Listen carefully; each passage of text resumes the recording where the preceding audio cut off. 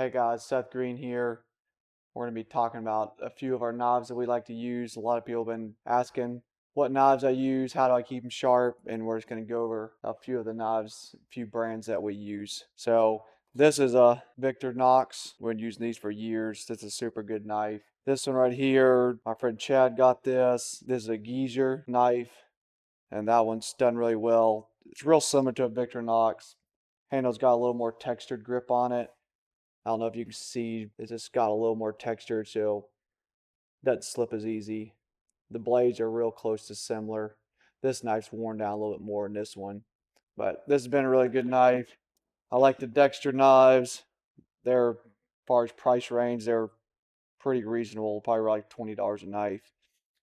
The Victorinox is going to be probably more like $40 to $60 a knife. And then this is a breaking knife, a Dexter. It's a pretty good knife, but you really need this for cutting like a real big piece of meat to like big roast or something like that. The blade's a little bit thick on this one. I don't use this one a lot. This is a breaking knife from Montana Knife Company. This is the Bearded Butchers series. This is a super good knife. Stayed sharp for a really long time. You can send this back to Montana Knife Company and they'll resharpen it for you, whenever you want that sharpened. And we use these steel. I like the flat steel. We use this a lot. That just kind of keeps a little bit of edge on there. I mean, it's pretty easy. It's a little bit of angle on the knife. Just right down through there. Sometimes you hold at the table. Just keep that angle of the edge that you want. And you just run it back and forth like that.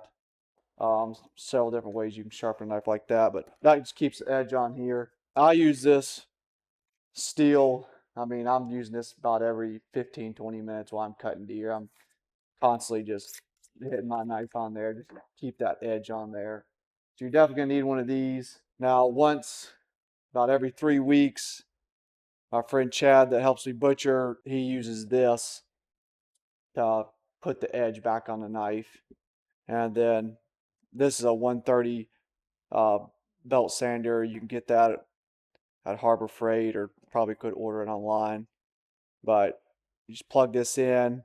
But you kind of have to, you're probably gonna have to get, just play with it. You got to keep the edge that's on the knife tilted just the right way. Run that across a few times, and then he uses this leather strop.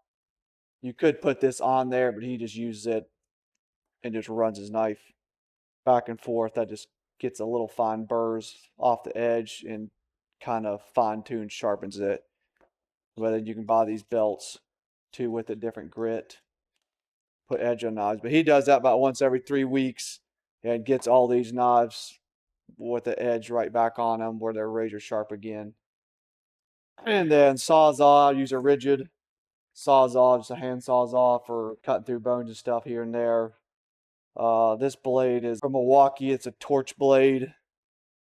It's a metal blade really, but that works good.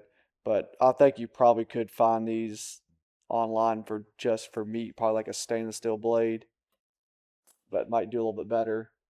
Then I did this is a hand saw right here with the metal blade on there. You should be able to find these on some websites for you could look up. I know this book right here. It's Buyer's Guide. I like to get out all my stuff mostly from this book. They got this saw in there. They got Victorinox knives. They got steels in there. They have Dexter knives.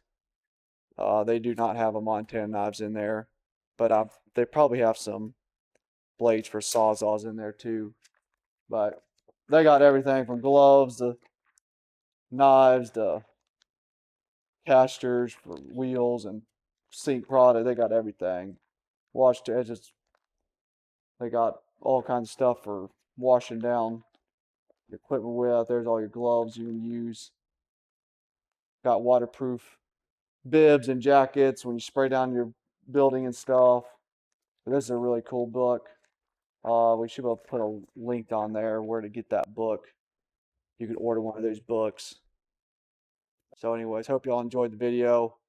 Got any more questions, feel free to put in the comments.